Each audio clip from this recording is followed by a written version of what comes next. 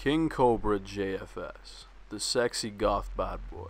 A man who has garnered a cult following over the years for his out there personality and occasionally crazy actions. But how did Cobra become the man we see today? How did a young Josh Saunders become the Dark Lord of the Cobraverse? And why? In this series I hope to answer all these questions and more. This is the story of KingCobraJFS. On March 26, 1991, Josh Saunders was born in Casper, Wyoming. At an early age, Josh's family moved to Valley City, North Dakota. Before this, Josh's family had lived in Lake Tahoe, California, and Miles City in Glendive, Montana. This is where Josh's father, Clint Saunders, was the owner of multiple gymnastics clubs. Josh has no relationship with his estranged, apparently troubled biological mother, who had an extremely rough upbringing in Idaho. Josh's father, Clint, was awarded sole custody of Josh and got married to Josh's stepmother, a person Josh seems to love a lot, in 1996, when Josh was roughly 4 or 5 years old. After this, Josh's family left North Dakota and went back to where Josh was born, good old Casper, Wyoming.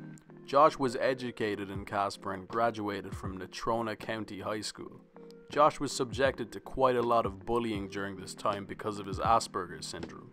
The other students in Josh's high school often accused him of being creepy. Considering Josh has a history of staring at women to the point where they have to ask him to stop, it isn't difficult to understand why the other students felt this way. Because here's the thing of it. I'm crossing the streets by the public library, preparing to go wait for the city bus, and some chick with long brown hair and transition lenses looks at me and she says, "Don't stare at me." During his time in high school, Josh got involved in wrestling and joined the wrestling team. This involvement in the sport was short-lived though, because Josh felt that wrestling was, and I quote, "the gayest sport ever." Josh got into the world of quote-unquote goth culture when he discovered the band Cradle of Filth and began to identify himself as goth. When Josh was 18 years old, he got a tattoo of that S everyone drew in school when they were like 11 on his forearm, and also what looks like a key handle attached to it. There's no denying that the tattoo looks very similar to a penis. It's very phallic. But Josh has claimed that this tattoo is the symbol of his very own religion. What is this religion, you ask? Well, Josh made up and at the time prayed to 3 gods. Matter of fact, a family of 3 gods named Cobratin, Cobricius, and Cobero, I believe.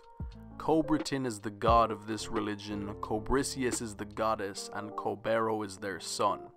He said that he also meditated at the time, but I feel like he stopped meditating a long time ago.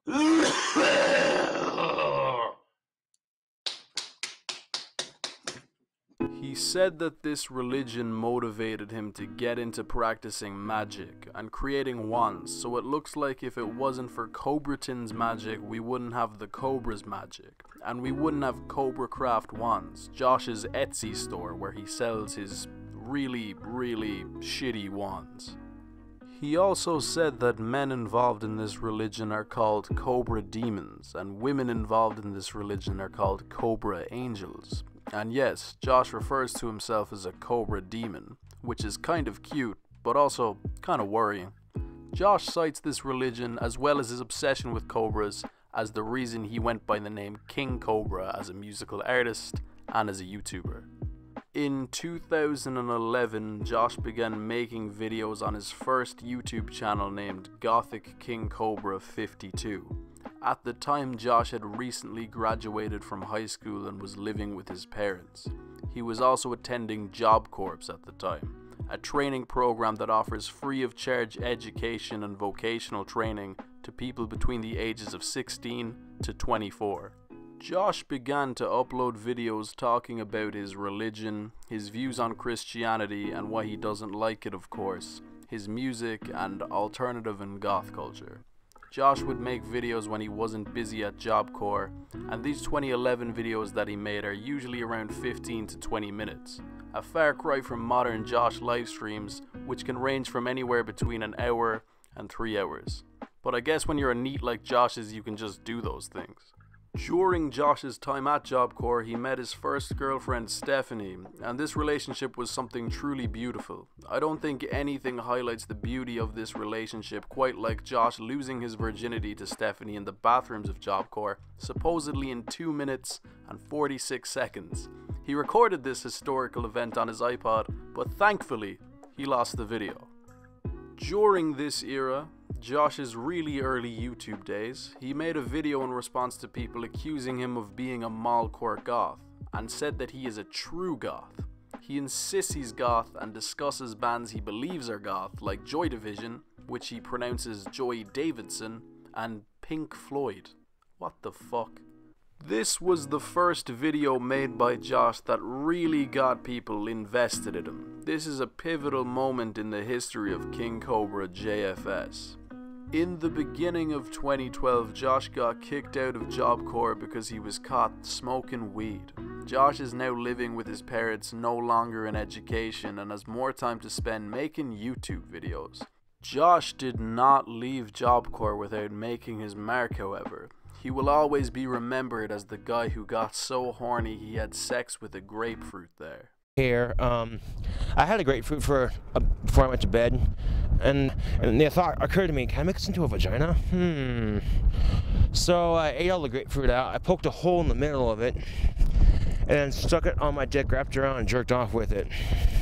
Wet, cold, and slimy, about like fucking a dead chick. No, I'm kidding, I wouldn't know. But my roommate's like, what are you doing? And I'm like, look, I had sex with a grapefruit. He's like, what? Fucking Saunders, man. I'm like, okay, look, I won't do it again. It's just, well, it's all good, dude. I'm like, okay, cool. So I threw it away.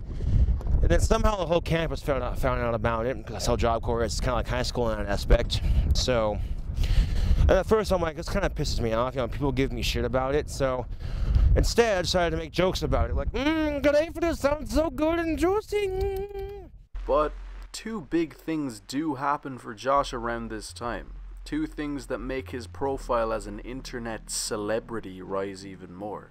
Those being the heavy metal news site Metal Sucks publishing an article about Josh, appropriately titled, Gothic King Cobra 52 is your new metal god, and Trapped filming a documentary about Josh named Gothic King Cobra, which is one of my favorite documentaries of all time. I feel like this is a good place to wrap up the first episode of the story of KingCobraJFS. If you enjoyed this, don't worry, more is coming. I'm very passionate about discussing Cobs, and I can't wait to do it again and share it all with you. But now, a couple thanks are in order. A huge thank you to Bite Size Cobra Videos, Anonymous Casper, Wyoming, the Internet Collective for their extremely handy KingCobraJFS archive, the KingCobraJFS subreddit, and the Kingcobrapedia Wiki.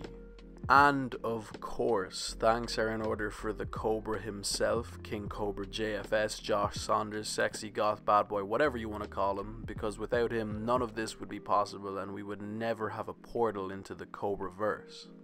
If you're wondering what to expect in the next episode of this show, I'm gonna be covering the Golden Corral saga, and if you're a true Knight of the Cobra Roundtable, you know that's when Josh's pops got him his own place, and you know that's when shit really started to hit the fan for our boy, so please stay tuned. This is just the beginning, my friends. That is most definitely what's up, toobz. Rest in peace, Homeboy Scotty, and I'll see you in the next episode, guys.